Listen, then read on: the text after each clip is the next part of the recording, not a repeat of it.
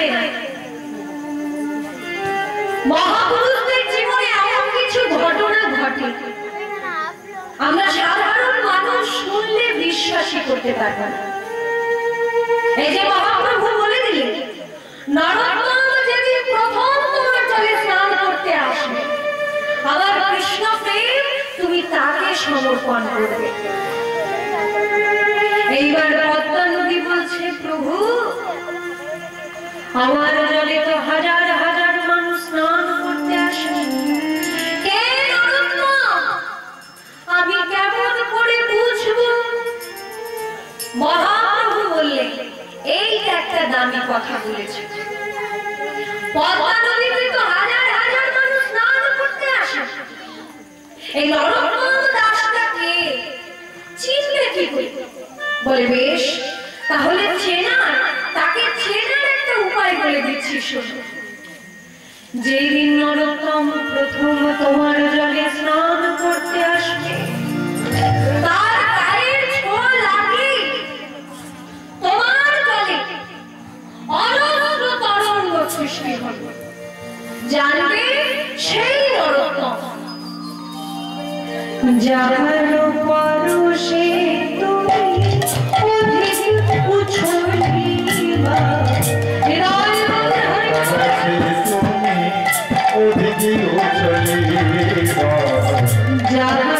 পরশে তুমি অধিক উছলিবা,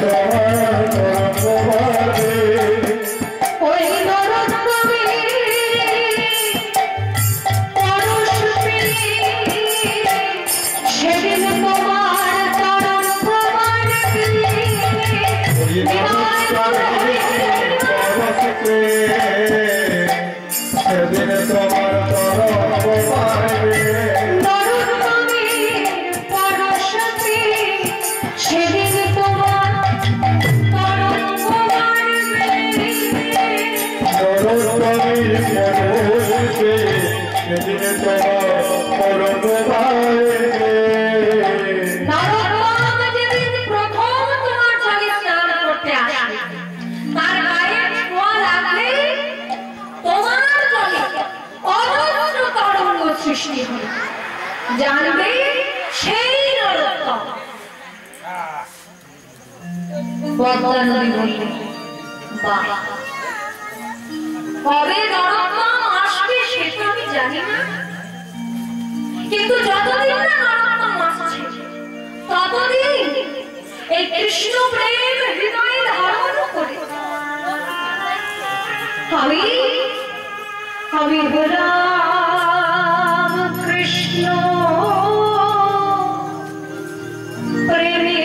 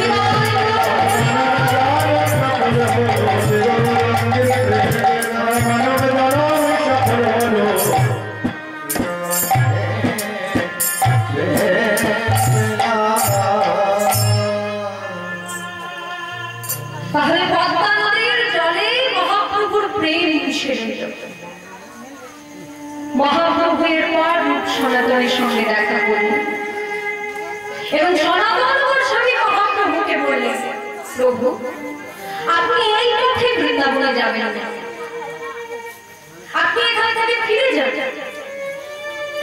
পরবর্তীকালে যখন বৃন্দাবনে যাবেন জঙ্গলের পথে বৃন্দাবনে যাবেন। মহাপ্রভু সবসময় তার ভক্তকে মর্যাদা দিয়েছে। এই দেখুন মা, যেই না সনাতন গোস্বামী মহাপ্রভুকে বলে দিলেন আপনি এই পথে বৃন্দাবনে যাবেন না, মহাপ্রভু ফিরে চলে গেলেন। পরবর্তীকালে যখন বৃন্দাবনে গেলেন ঝাড়খণ্ডের জঙ্গলের পথে বৃন্দাবনে গেছিলেন। এদিকে এই যে মহাপ্রভুর প্রেম মিশে রইল পদ্মা নদীর জলে। এই পদ্মা নদীর তীরেই যে রাজবাড়ি, সেখানকার রাজা হচ্ছেন কৃষ্ণধন দত্ত মহাশয়। তিনি হলেন রাজশাহী জেলার রাজা। এই রাজশাহী জেলার রাজা হচ্ছেন কৃষ্ণধন দত্ত মহাশয়। তার পুত্র সন্তান রূপে জন্মগ্রহণ করল নরোত্তম। রাজশাহী জেলায় আছে খেতুরি গ্রাম,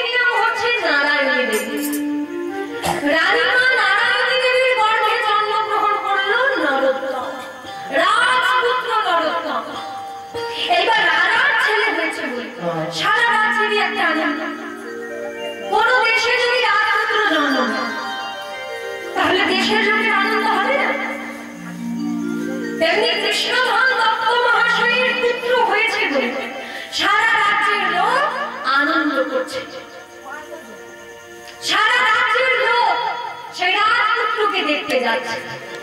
তা আমাদের পাড়া থেকে ইনি গেছেন, এনাকে একটু জিজ্ঞাসা করে দেখি রাজপুত্র কেমন হয়েছে। এইদিকে আসুন। রাজপুত্র দেখতে হাজার হাজার মানুষ গেছে, আপনিও তো গেছেন। রাজপুত্র কেমন লাগলো? সবাই গেছিল কিন্তু অনেক কালো কালো বাজে কালো বলে ভালো না। দেখুন এই সমস্ত লোকগুলোকে কি বলে জানেন? বিশ্বলিঙ্গি। রাজপুত্র কালো হয়েছে বলে ওনার মনটা খারাপ। হ্যাঁ গো মা, এদিকে একবার তাকিয়ে দেখুন তো। এ কি রাজপুত্র কালো হয়েছে বলে ওনার মন খারাপ। বিশ্বলিঙ্গ কেমন হয় জানেন? একজন আসে নিমন্ত্রণ বাড়িতে খেয়ে বেড়ায়, আর খেতে গেলেই কিছু না কিছু একটা নিন্দে করবে। সূত্রটা একদম ভালো হয়। আবার অন্যদিন বলবে মুখে একদম দিচ্ছি, আবার অন্যদিন এটা খাওয়া যায় না। মানে নিমন্ত্রণ বাড়িতে গেলেই কিছু না কিছু একটা নিন্দে করবে। এবার একটা নিমন্ত্রণ বাড়িতে গেছে, কোনটাই খারাপ নেই, সব আইটেম খুব ভালো হয়েছে, সমস্ত লোক প্রশংসা করতে করতে যাচ্ছে।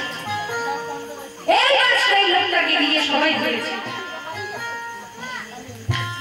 আজকে তো সব আইটেম ভালো হয়েছে, সবাই প্রশংসা করতে করতে যাচ্ছে, আপনার কি মত? তখন সেই লোকটা বলছে, সবাই যখন ভালো বলছে ভালোই হয়েছে, তবে ভালো ভালো না। এই সমস্ত বিষয় কিন্তু লোকগুলোকে নিয়ে ভালো করুন।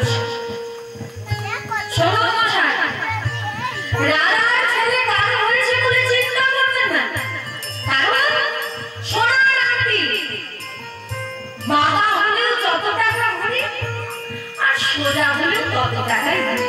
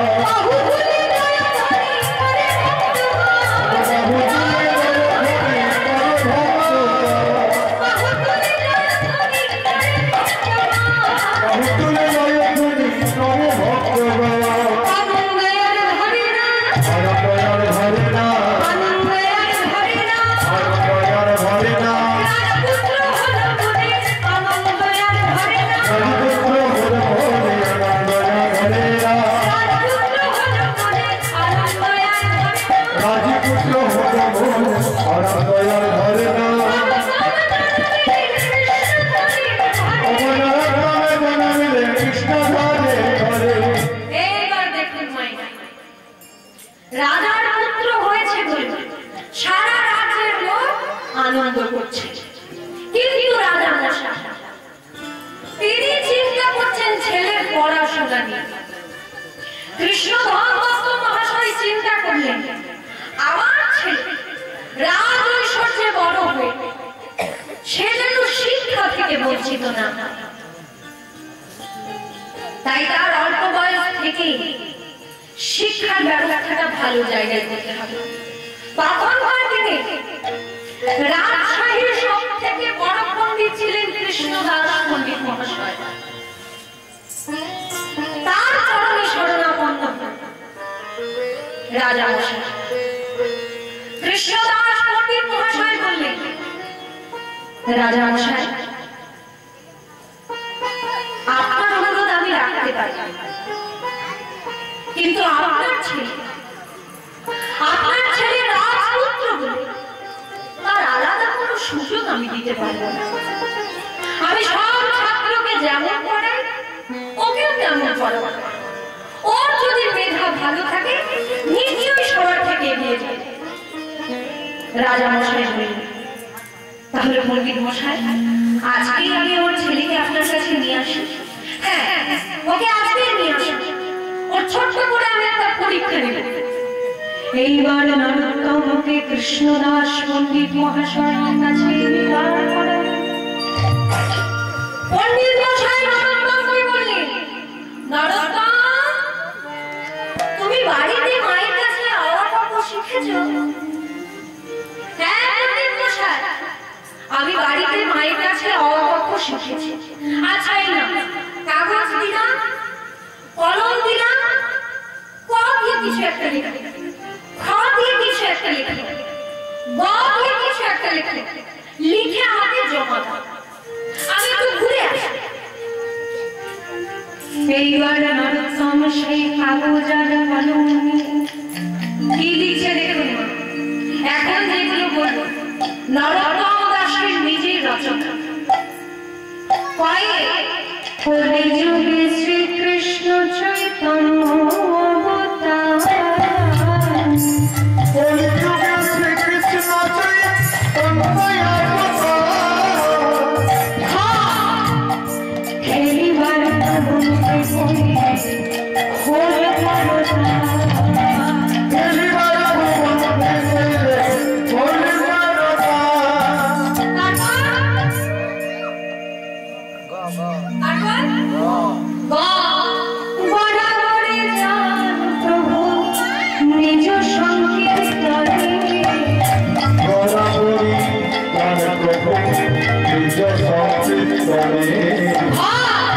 ঘরে ঘরে হরে নাম বেদ সর্বজনে, ঘরে ঘরে হরি নাম সর্বজনে, ঘরে ঘরে হরে নাম বেদ সর্বজনে, ঘরে ঘরে হরি নাম সর্বজনে।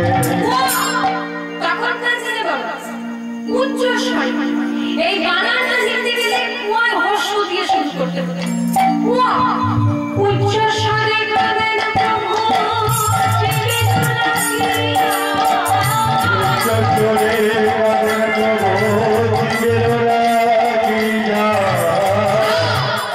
চেতন কোরআন জীবে কৃষ্ণ নাম দিয়া,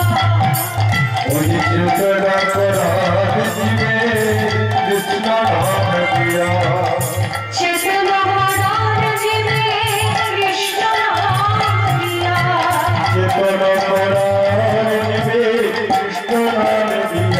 ছল ছল করে আঁকি দেখতে জল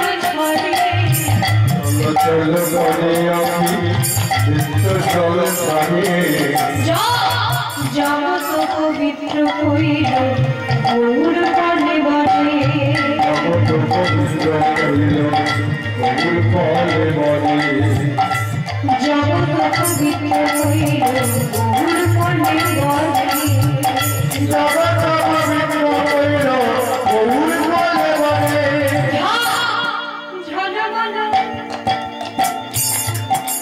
ঝলমল ঝলমল ঝলমল ঝলমল মুখে যার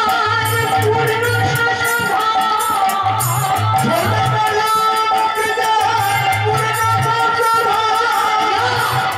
এমন দেখিয়া দয়ার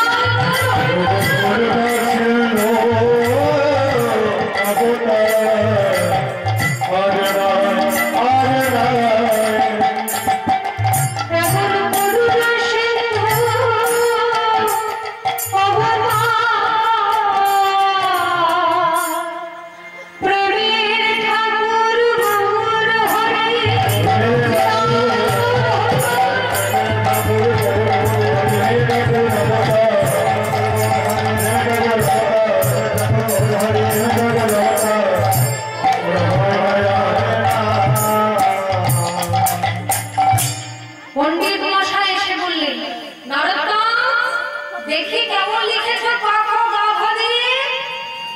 যেই না কাগজ আর কলমটা নিলেন পণ্ডিত মশাই, তিনি দেখলেন নরোত্তম কি লিখেছে। কলি যুগে শ্রীকৃষ্ণ চৈতন্য অবতার, ক্ষয়ে খেলিবার প্রবন্ধে কইলেন খোল করতা, গয়ে বরাবরই যান প্রভু নিজ সংকীর্তনে, ভয়ে ঘরে ঘরে হরিনাম দেন সর্বত্র। এতই কেমন করে লিখলে নরোত্তম।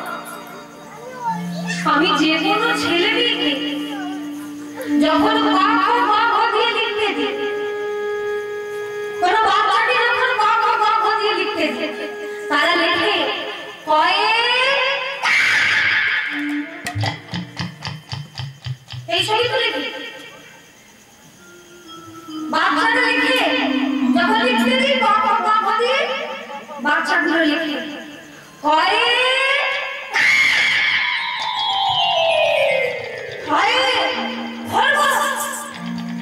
এই সমস্ত লিখে। কিন্তু তুমি কি লিখেছো? কয়ে কলিযুগে শ্রীকৃষ্ণ চৈতন্য অবতার, কয়ে ধরিবার প্রবন্ধে কইলেন ফল করোনা, কয়ে বরাবরই রাম প্রভু নিজ সংকীর্তনে, ঘরে ঘরে ঘরে হরিনাম দেন সর্বোচ্চল। আমি তোমাকে কি শেখাবো নরোত্তম? তুমি তো দেখছি সবকিছু শিখেই জন্ম নিয়েছো। তবু একজন শিক্ষকের কাছে না এলে সমাজের শিক্ষাদান সম্পূর্ণ হয় না। তাই তুমি আমার কাছে এসেছো। আমার জীবনে যতটুকু শিক্ষার ভান্ডার আছে আমি তোমাকে উজাড় করে দেব নরোত্তম। তোমার মতো ছাত্র দ্বিতীয়টি আমি কাউকে দেখিনি। সেই দিন থেকে শিক্ষক মহাশয় নরোত্তমকে শিক্ষা দিতে লাগলেন। খুব অল্প সময়ের মধ্যে গভীর পাণ্ডিত্য লাভ করল নরোত্তম। যেদিন সমাবর্তনের দিন, যেদিন স্কুলের শেষ হচ্ছে, সেই সমাবর্তনের দিন নরোত্তমকে ডাকলো তার পণ্ডিত মশাই। নরোত্তম, এদিকে এসো। আজকে তোমার এখানে শিক্ষালাভ সম্পূর্ণ হয়েছে নরোত্তম। এইবারে তুমি হয়তো বাড়িতে গিয়ে রাজকার্য সামলাতে, রাজত্ব করবে। তবে যাওয়ার আগে আমি তোমাকে একটা কথা বলে দিতে চাই। শোনো নরোত্তম, বাংলায় জন্মগ্রহণ করে কেউ যদি প্রেমের ঠাকুর চৈতন্য মহাপ্রভুকে না জানে, সে যতই শিক্ষা লাভ করুক না কেন, তার শিক্ষা অসম্পূর্ণ। আমি বাংলায় জন্ম নিলাম কিন্তু মহাপ্রভুকে চিনলাম না,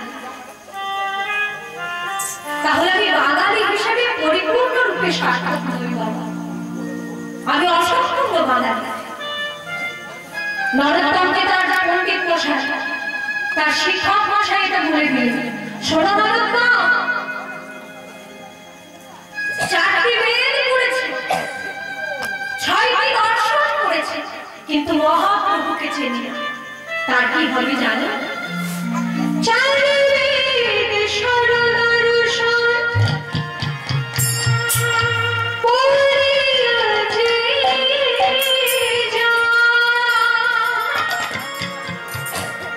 সে যদি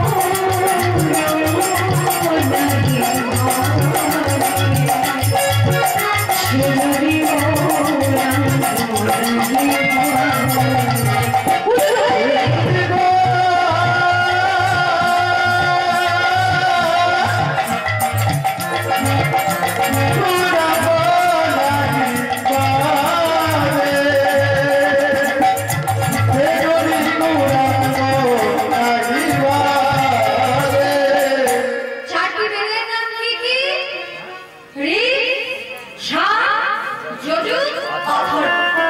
এই হচ্ছে চারটি বেদের নাম। এইবার যদি বলি ছয়টি দর্শন কি কি, এইটা একটু শুনে রাখুন মায়েরা। ছয়টি দর্শনের নাম হলো সাংখ্য, যোগ, ন্যায়, বৈশেষিক, মীমাংসা এবং বেদান্ত। এই হচ্ছে ছয়টি আস্তিক দর্শনের নাম। এরা বেদের প্রামাণ্য স্বীকার করে, তাই এরা হচ্ছে আস্তিক দর্শন। আর যে সমস্ত দর্শন বেদের প্রামাণ্য স্বীকার করে অথচ ভারতীয় দর্শন, সেগুলি হলো নাস্তিক দর্শন। সংখ্যায় তিনটি: বৌদ্ধ দর্শন,